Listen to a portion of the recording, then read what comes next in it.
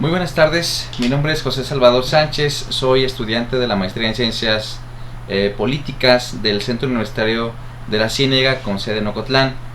Esta intervención forma parte de la cátedra impartida por el maestro Luis Fernando Sánchez en la materia de enfoques teóricos de la ciencia política. El día de hoy el tema central en el cual quisiera aportar mi punto de vista es los sistemas de gobierno.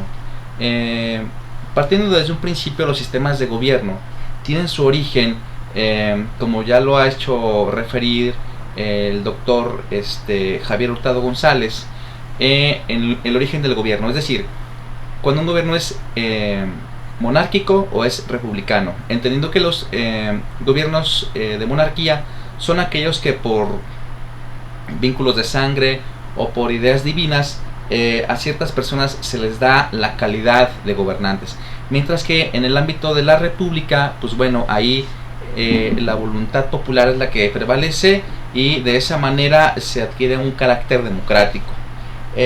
Ahora, dentro de lo que es los sistemas de gobierno, es preciso hablar de tres que, según los especialistas, tanto Sugar y Carey como Juan Linz y Arturo Valenzuela y finalmente Giovanni Sartori establecen cada quien de manera tripartita la preferencia que tienen tanto para el presidencialismo en los primeros, el parlamentarismo en los segundos que mencioné y el semipresidencialismo que establece Giovanni Sartori. Partiendo también de un origen de cómo se conforman los sistemas de gobierno, es preciso decir que un sistema de gobierno necesita de un sistema electoral, un sistema de partidos y bueno, el aspecto también en un sistema cultural que le permita organizarse para tener todo el andamiaje necesario, ¿no? Y en general, todos esos sistemas dan como resultado un sistema político de un gobierno. Se puede decir también que dentro del sistema político existe un concepto que se llaman variables independientes o variables dependientes. La variable independiente se determina por la estructura social de alguna comunidad, podemos llamar homogénea o heterogénea a determinada sociedad. Por ejemplo, una sociedad heterogénea bien puede ser un caso muy cercano el de Brasil y el de México, donde hay un sistema pluripartidista. Y por otro lado, de manera así muy concreta, en Estados Unidos se puede entender que hay una determinación o una estructura social homogénea. ¿Por qué? Porque ahí es un sistema bipartidista, ¿sí? Republicanos y demócratas. Ahora, entrando en materia, el presidencialismo, como lo establece Sugar y Carey, pues ellos lo ven de una forma como sólida. Es decir, para ellos, en términos generales, el presidencialismo es la forma en la que se establece la mejor manera o la mejor disposición de gobernar. Hay un texto muy importante de Piero Meaglia donde establecen tres libros de los tres autores que mencioné, y el libro que Sugar y Carey presentan es el de Presidentes y Asambleas. Ahí definen de manera muy concreta la superioridad que tiene el presidencialismo. Determinan que hay dos conceptos, eficiencia y representatividad, y le designan la eficiencia al poder ejecutivo representado en el presidente y representatividad al aspecto de los congresistas, al parlamento, pues. ¿Por qué? Porque en el ámbito o en la esfera de gobierno del Congreso se le da voz a todos los intereses de una sociedad, y la eficacia lo determinan ellos como la capacidad de servir o de ser eficaces en la toma de decisiones para el gobierno. En general, la manera en que Sugar y Carey establecen que el presidencialismo es el idóneo, pues bueno, es muy aceptable.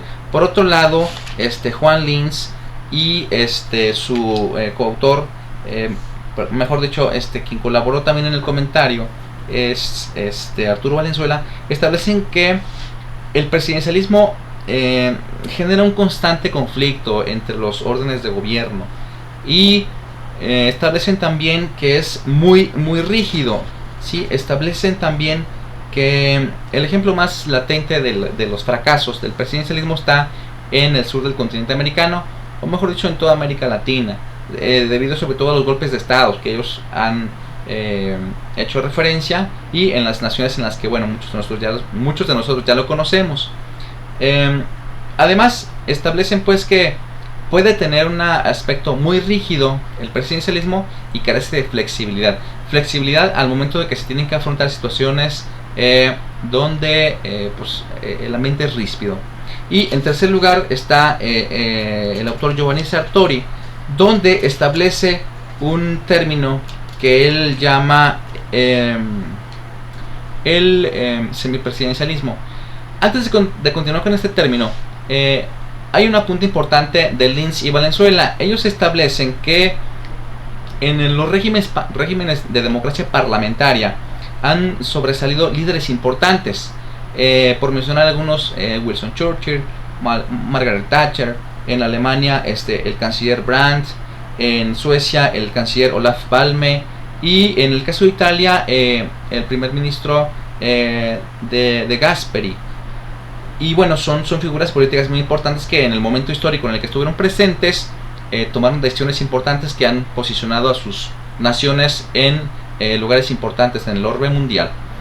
En el caso de Giovanni Sartori, él dice que ni una cosa ni otra, es decir, no habría que irse a los extremos. Él lo establece precisamente en un término que en el texto de Piero Meaglia define ni presidencialismo ni parlamentarismo, y Giovanni Sartori establece el semipresidencialismo.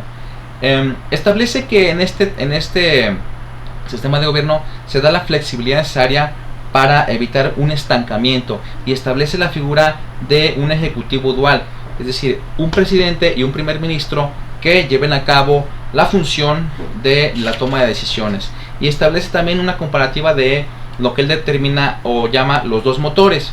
Si dos motores se encienden y jalan cada quien para su lado, pues no se va a generar ningún avance, se va a generar un estancamiento.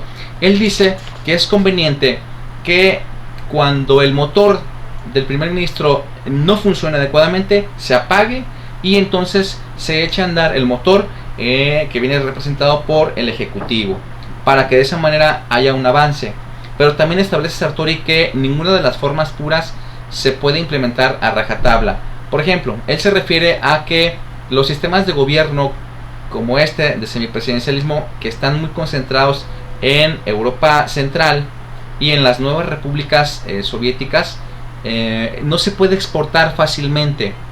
Como conclusión, y coincidiendo con Giovanni Sartori, a mí me parece que la idiosincrasia y los orígenes históricos de cada nación son los que establecen la forma en la que su sistema de gobierno debe de estar ya establecido.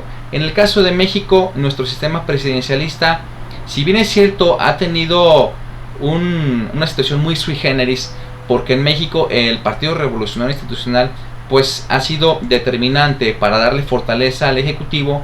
Hemos visto que cuando no gobernaba el PRI, el Congreso le era desfavorable al presidente, y eso generó un estancamiento, generó lo que en últimas fechas ya se pudo conseguir, como la aprobación de reformas, paquetes de reformas importantes. Y bueno, insisto, como síntesis, creo yo que cada nación, que cada país en cuanto a su origen, debe de hacer un estudio muy crítico y sobre todo dar participación a la gente para que las tomas de decisiones se apeguen más a las necesidades de cada nación. Por mi parte es todo, les agradezco mucho su atención, que pasen buenas tardes.